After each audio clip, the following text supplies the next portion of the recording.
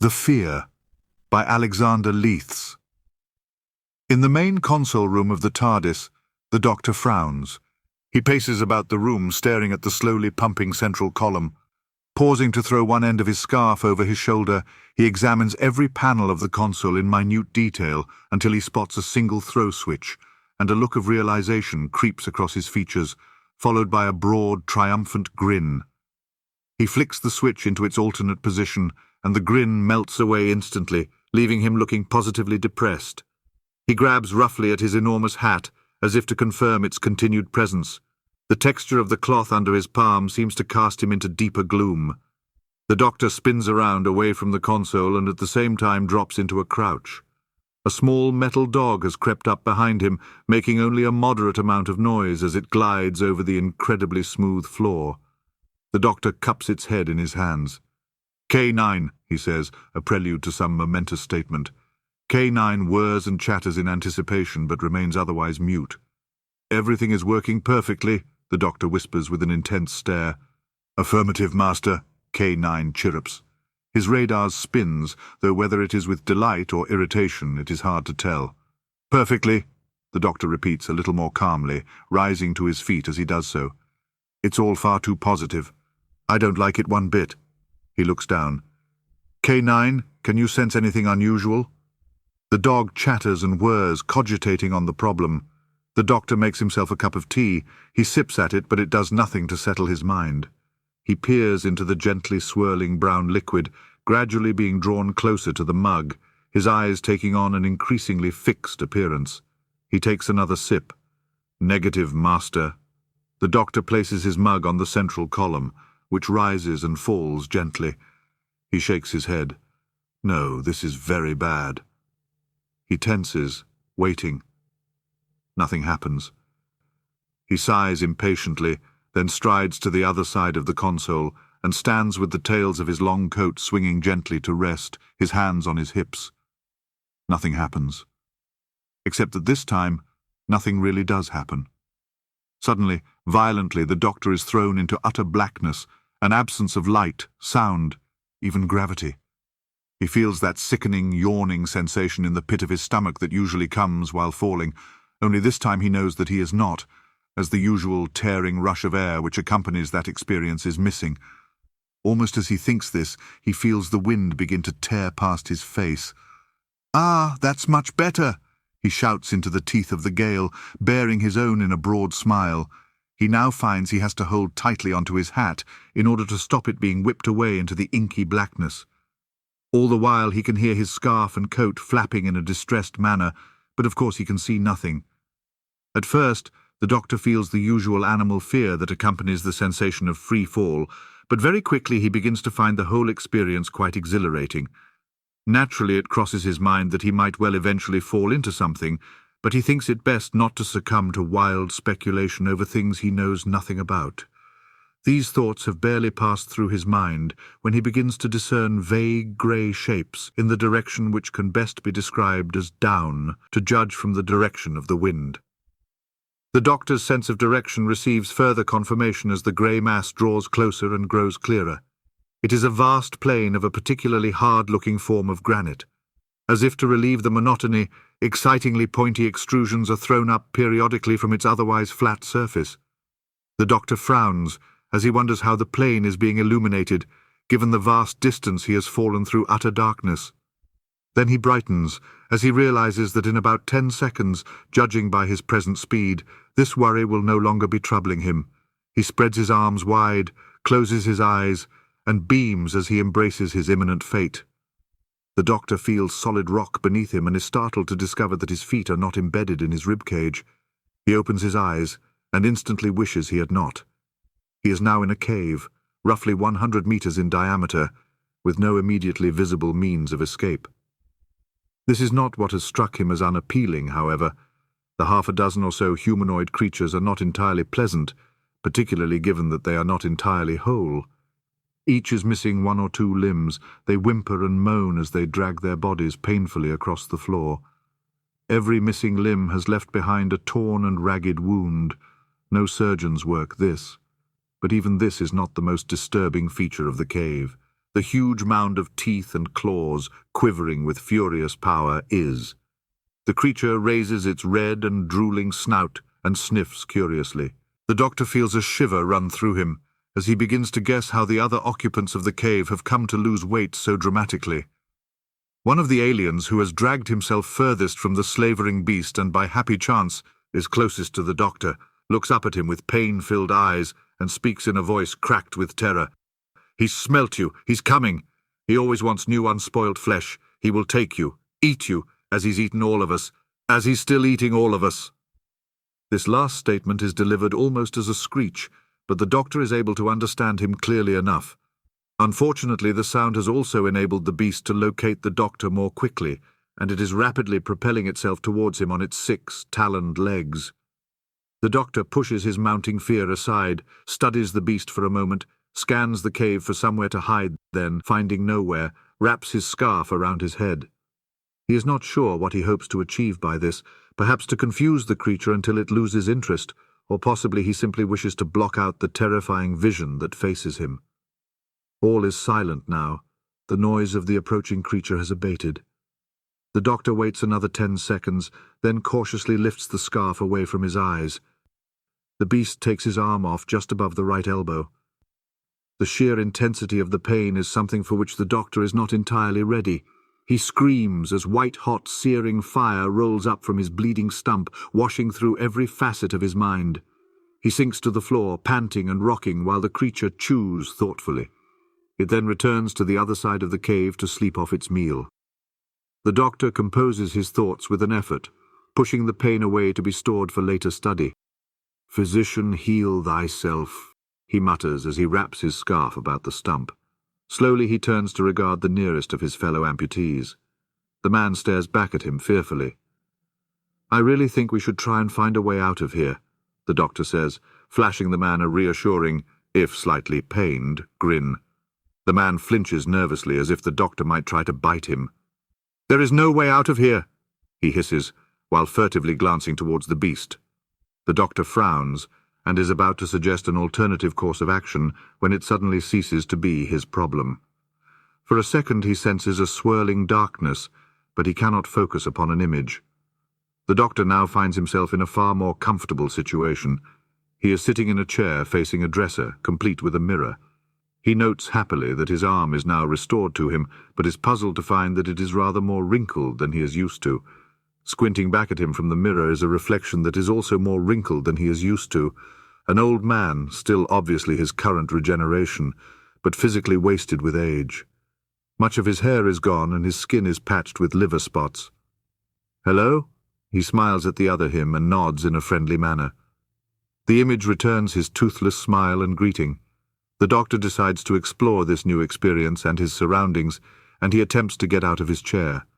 His arms can barely lift him an inch above the cushion, and he can feel his legs lack the strength to raise him to his feet. He sinks back, wheezing, into the chair, which rolls half a foot or so from the dresser, carrying him with it. "A wheelchair," he chuckles to himself. "Hardly my usual form of transport." He hears footsteps and voices and struggles to turn the chair to face his visitors. "Now, doctor, you know you're not supposed to overexert yourself." This admonishment comes from one of the 2 young female nurses who have just entered his room. The one who had addressed him is tall, pretty and blonde, while her colleague is shorter with a more mousy appearance. The doctor nods in gracious acquiescence as the mousy nurse moves behind him to hold on to the handles of his chair. She bends down close to his ear and says loudly, "It's time for your dinner." The doctor raises an arthritic finger to point towards the door. "Then onwards, good ladies," he commands with theatrical grandeur. The effect is spoiled slightly by the croak in his voice. As they wheel him down the corridor, the nurses chat to one another. "Why did you call him doctor?" the mousy nurse asks. "I thought he was just another one of the patients." The blonde nurse tuts at her friend's ignorance before explaining. "He was a great doctor once, but that was 20 years ago. Now we're the ones doing the caring, and all he has to do is relax." The doctor turns his head to regard the blonde nurse out of the corner of his eye. "I am still here, you know," he reminds her.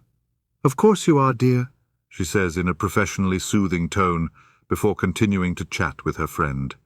The doctor ignores them both as he considers his current situation, theorizing about what intelligence may be causing it and what barriers he can throw up to defend himself.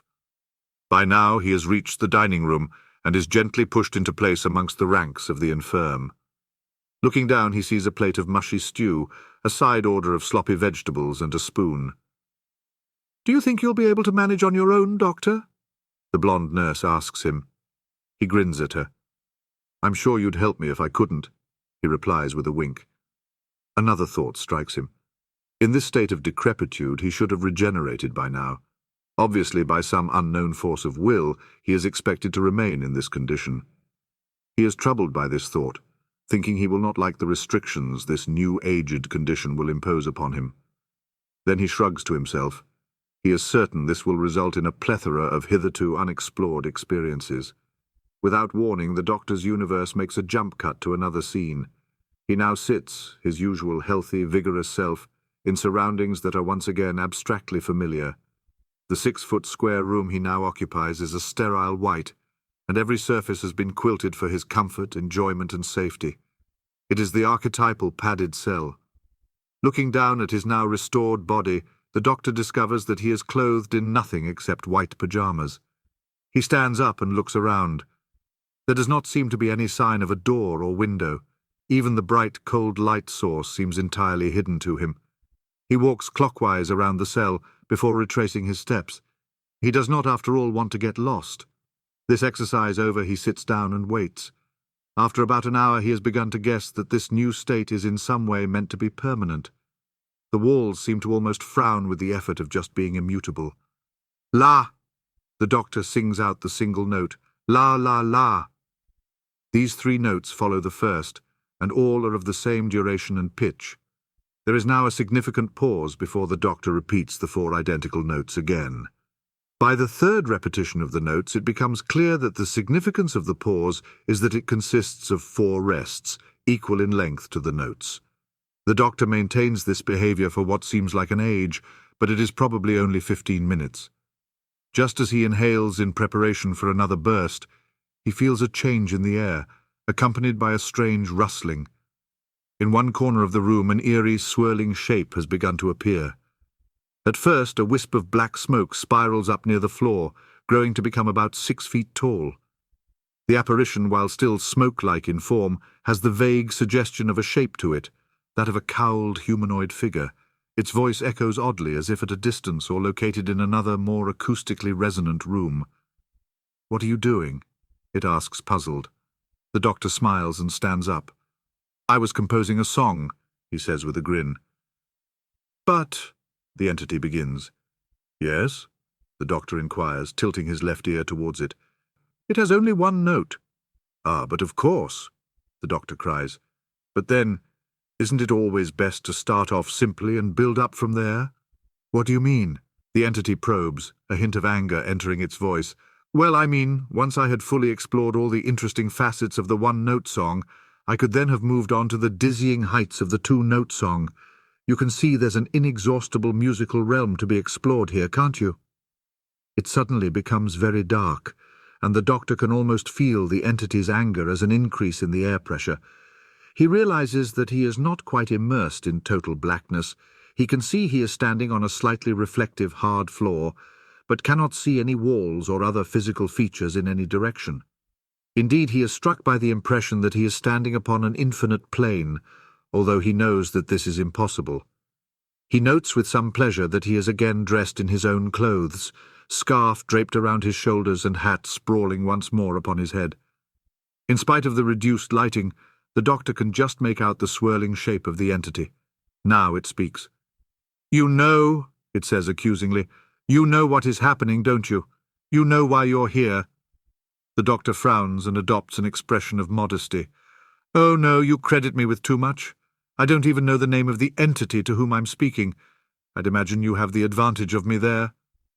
We have no need of names, you and I, the entity responds. The doctor raises an eyebrow. But you do know me, he asks. Better perhaps than you know yourself. The doctor brightens upon hearing this, flashing a toothy grin at the entity. Really? Then I have no doubt you could be of inestimable service to me. There are so many things I should like to know. Again, the doctor can physically feel the anger in the atmosphere close about him. I be of service to you. You are so far wide of the mark, you make me wonder if even now you realize what you have done. And this would be one of those parts of myself I don't know, I suppose? The doctor asks politely. The entity fumes. Do you know why I brought you here? It roars while still maintaining the odd, removed quality to its voice. The doctor smiles. From what you've said, do you think that's likely? The entity appears to subside slightly, to become cooler, more controlled. Have you any idea of the fear you have caused? It asks quietly. The doctor is genuinely taken aback by this. I have caused you fear? Comes the puzzled question. Yes, the entity responds with venom, and not just me, but millions, billions of others throughout time and space. The doctor finds this hard to take in. Now look, I know that when I get out of bed in the morning with my hair, I can look pretty frightful, but still. Do not trivialize the suffering of others, the entity screams, especially when you are their tormentor. The doctor becomes sober. I have never terrorized innocence. It is against everything I am. No, it is all you are, all you have done. You are fear's messiah. Worse, you are the form made flesh. After this outburst, the entity calms itself before continuing. Have you never considered the consequences of your meddling? Have you never understood the ripples your actions create, spreading and growing to become tidal waves that engulf entire worlds? Entire worlds thrown into chaos as old orders collapse to be replaced by the new. Unemployment, hunger, riots, wars, all these things the common people suffer. All these things they fear to come to pass, and you have created them. Fear. When I say billions, I do not bandy these numbers around lightly. You have forced fear upon all these people. The doctor considers this. I have only ever acted against the evil of others, he states simply. The entity utters a humorless laugh. So you encourage an uprising on a subject planet in a galactic empire, an uprising that successfully throws off the imperial control. You'd count that one world's freedom as a success? Sounds like a fair day's work to me. The doctor agrees. But you don't bother to find out the effect that has on the stable, peaceful and prosperous empire spanning thousands of worlds, do you? The economy falters, dissent breaks out, law and order vanish to be replaced by chaos, uncertainty and, of course, fear. Billions of ordinary people fearing what the next day will bring. And this is but one example from one of your actions. The doctor looks concerned but unrepentant. I still must believe it's for the best.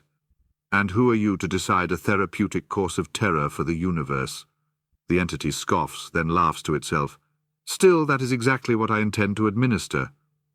The light of understanding begins to dawn within the doctor's mind, a mind that he is taking increasing pains to shield from the entity.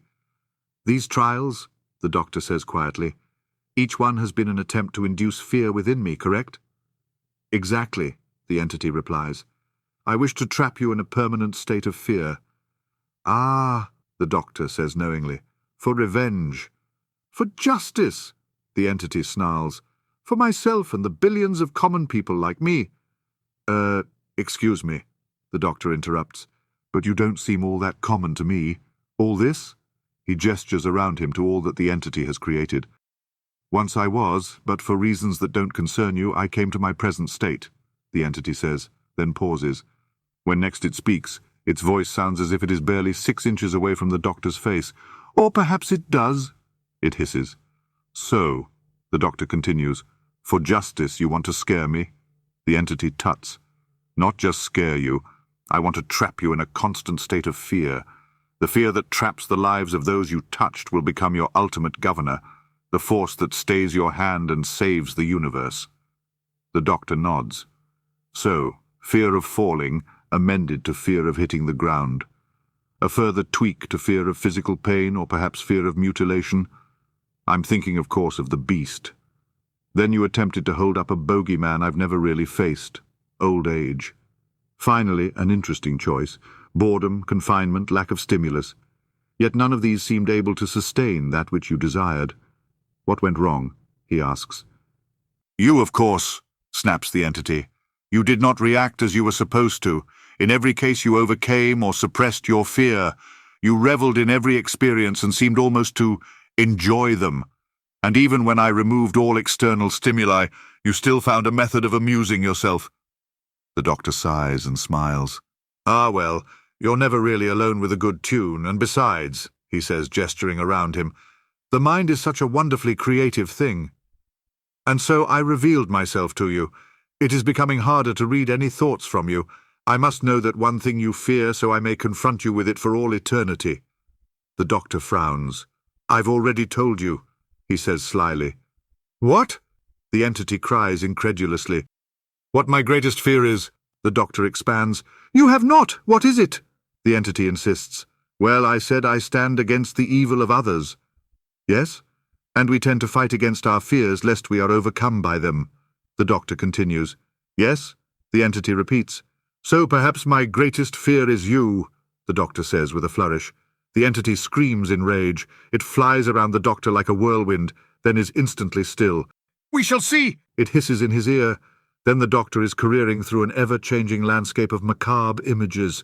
Creatures leap out, gibbering to grab at him as he flies over an undulating plain of purple flesh.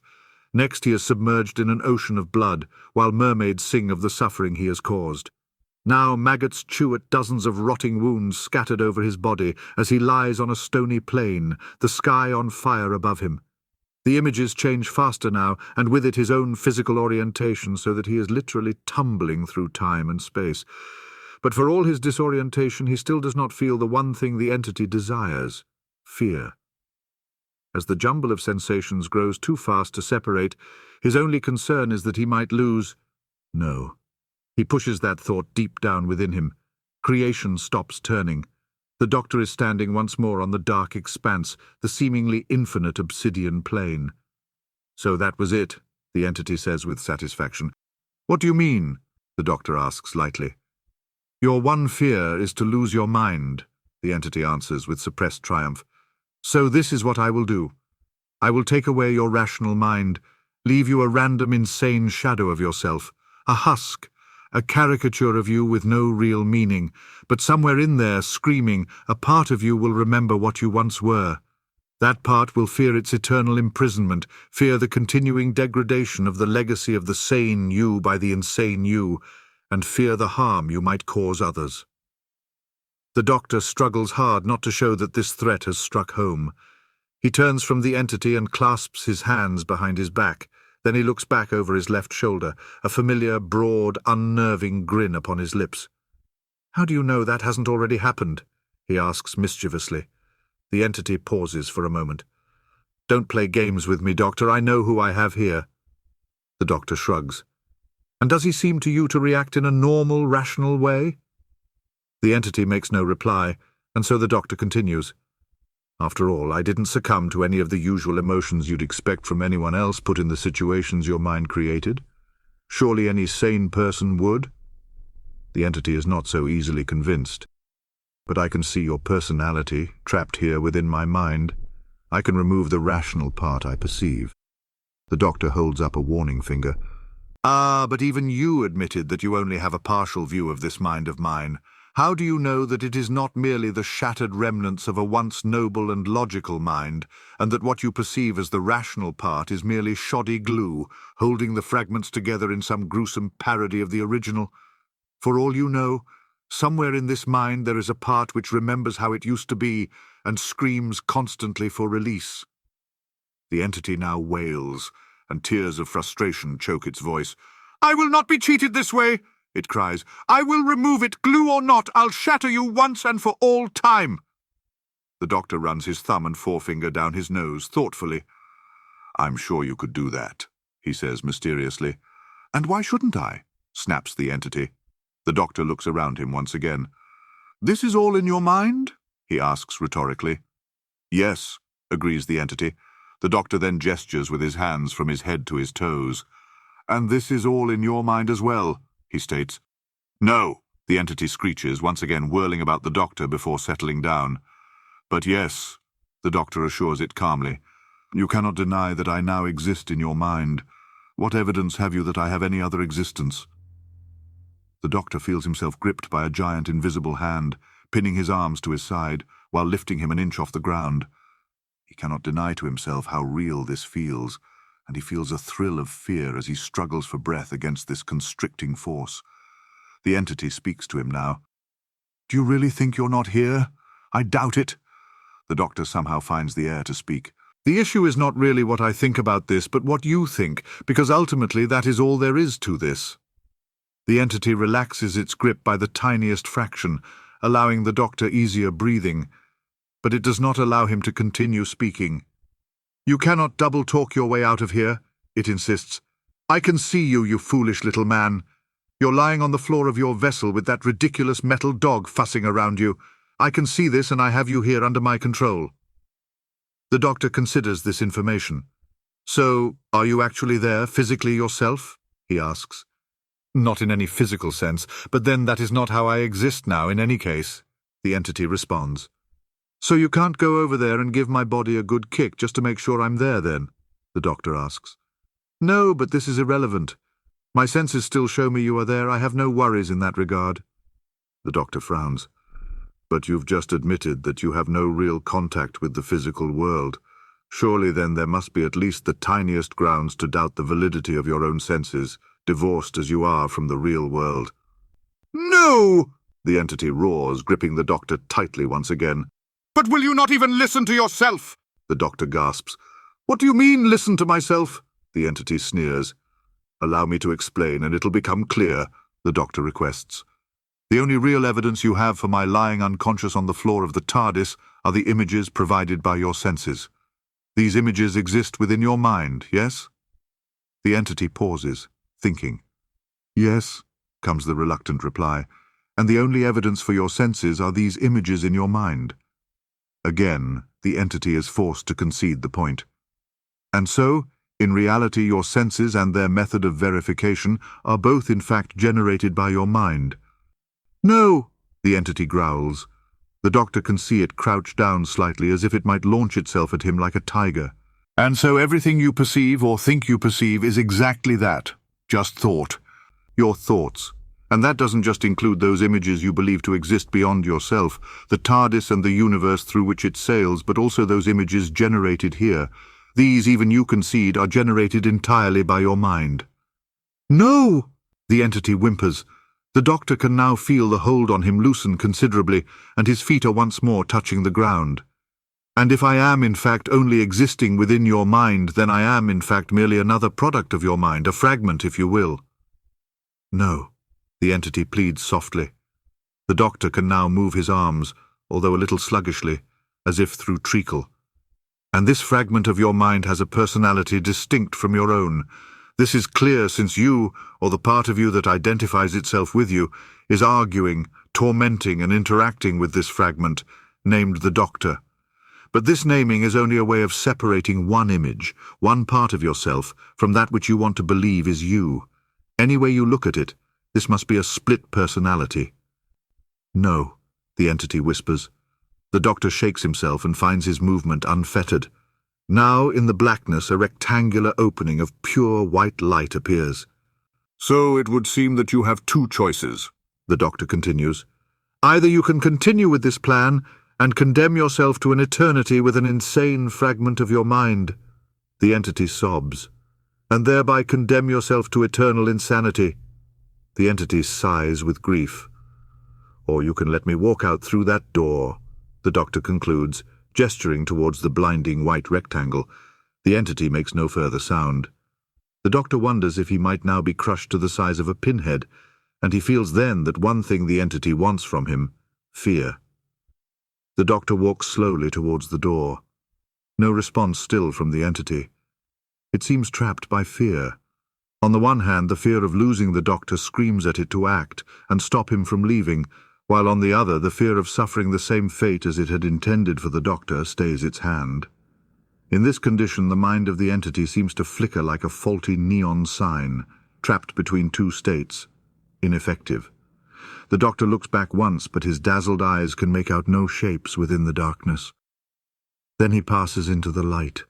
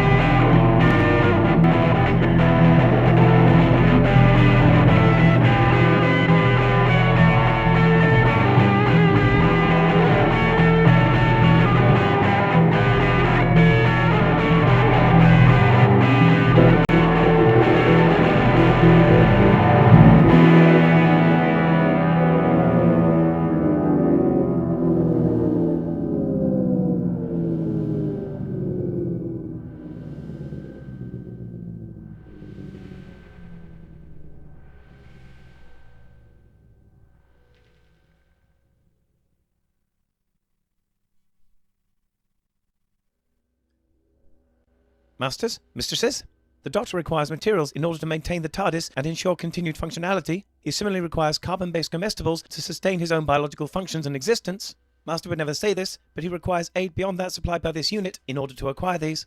To aid the Doctor in his various tasks and creations, this can be most effectively achieved via Patreon or Substack subscriptions, or through donations directly to PayPal.